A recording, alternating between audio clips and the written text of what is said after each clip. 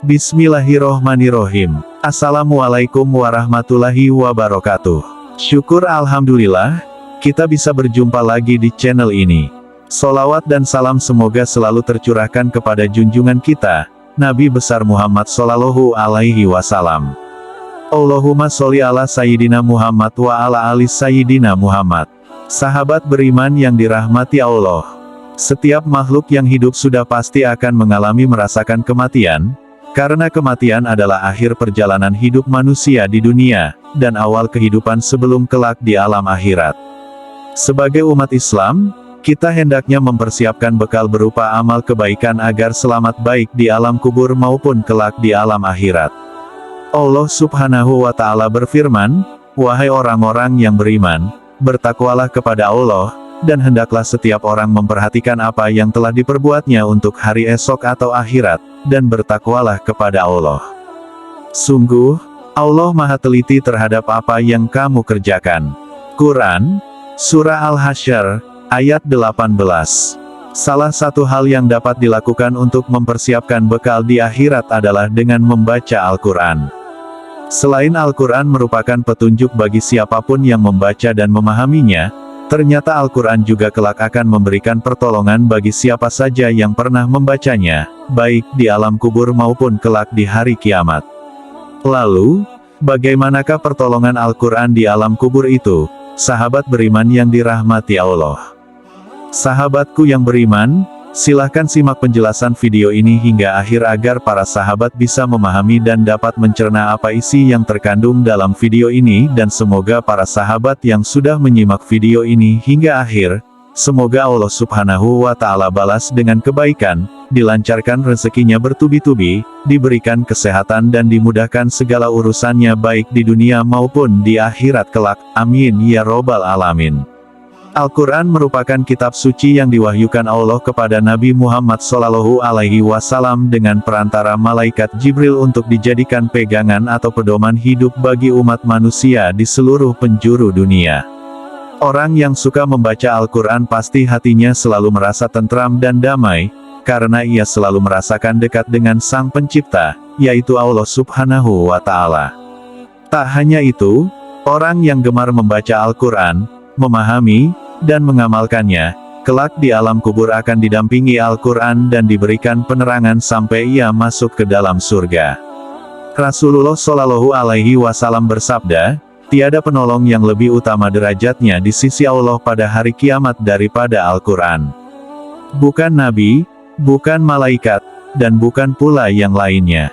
Dalam suatu riwayat diceritakan oleh Al-Bazar dalam kitabnya, menjelaskan bahwa jika seseorang meninggal dunia, ketiga orang-orang sibuk dengan kain kafan dan melakukan segala persiapan untuk penguburannya di rumah, tiba-tiba datang seorang yang sangat tampan berdiri di kepala mayat. Ketika kain kafan mulai dipakaikan, dia berada di antara dada dan kain kafan. Setelah dikuburkan, dan orang-orang mulai meninggalkannya, maka datang dua malaikat, yaitu malaikat Munkar dan Nakir, untuk menanyakan amal perbuatan si mayat semasa hidup di dunia. Kedua malaikat tersebut berusaha memisahkan orang tampan tersebut dari si mayit agar memudahkan prosesi tanya jawab tersebut, tetapi si tampan itu berkata, "Aku adalah sahabat karibku. Dalam keadaan bagaimanapun, aku tidak akan meninggalkannya. Jika kalian ditugaskan untuk bertanya kepadanya, lakukanlah pekerjaan kalian. Aku tidak akan berpisah dari orang ini sehingga ia dimasukkan ke dalam surga." Kemudian, si tampan itu berkata kepada si mayit, "Aku adalah Al-Quran yang terkadang kamu baca dengan suara yang keras dan terkadang kamu baca dengan suara yang perlahan. Jangan khawatir, setelah menghadapi pertanyaan Munkar dan Nakir ini, engkau tidak akan mengalami kesulitan." Kepada si mayit, ia menghamparkan tempat tidur dan permadani dari sutra yang penuh dengan kasturi. Dalam riwayat lainnya, dikisahkan pula bahwa Al-Quran akan meminta kepada Allah untuk memberi syafaat bagi orang yang sering membacanya. Telah di alam kubur, sahabat Anas ibnu Malik radhiyallahu anhu mengatakan, Rasulullah Shallallahu Alaihi Wasallam pernah bersabda, "Sesungguhnya ada seorang lelaki dari kalangan umat sebelum kalian meninggal dunia, sedangkan tiada sesuatu pun dari kitabullah yang dihafalnya selain dari Tabarok atau surat Al-Mulk. Ketika lelaki itu diletakkan di alam kuburnya, malaikat penanya datang. Surat Tabarok atau Al-Mulk menghalang-halanginya sehingga malaikat itu berkata, "Sesungguhnya engkau adalah salah satu dari kitabullah, dan aku tidak suka membuatmu tidak senang, tetapi aku tidak mempunyai kuasa bagimu.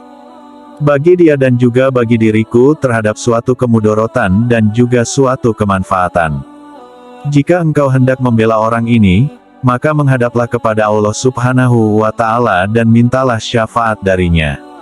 Lalu, surat itu berangkat menuju ke hadirat Allah Subhanahu wa Ta'ala. Surat itu memohon, "Ya Tuhanku, sesungguhnya si Fulan dengan sengaja memilihku di antara kitabmu, lalu dia mempelajariku, membacaku, serta menghafalkanku. Apakah engkau akan membakarnya dengan api sedangkan aku berada di dalam rongganya? Jika engkau hendak mengazabnya, maka hapuskanlah terlebih dahulu aku dari kitabmu." Allah Subhanahu wa Ta'ala menjawab, "Aku melihat engkau marah." Surat itu menjawab, "Sudah seharusnya aku marah." Allah Subhanahu wa Ta'ala berfirman, "Sekarang pergilah kamu. Sesungguhnya aku telah menyerahkannya kepadamu dan aku memberi izin kepadamu untuk memberi syafaat buatnya." Surat itu kembali dan mengusir malaikat Munkar dan Nakir. Lalu si mayit itu bangkit dalam keadaan senang hati, tanpa mengalami suatu siksaan pun dari malaikat tersebut. Surat itu meletakkan mulutnya ke mulut lelaki itu dan berkata, "Selamat datang dengan mulut ini. Barangkali mulut ini sering digunakan untuk membacaku. Selamat datang kepada dada ini. Barangkali dada ini dipakai untuk membuatku. Selamat datang dengan kedua kaki ini. Barangkali ini ia dipakai untuk berdiri membacaku."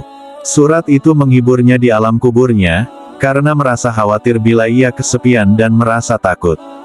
Ibnu Malik melanjutkan bahwa setelah Rasulullah Shallallahu Alaihi Wasallam menceritakan kisah ini, maka tidak seorang pun, baik anak kecil, orang dewasa, budak, atau orang yang merdeka, melainkan mempelajarinya dan menghafalkannya.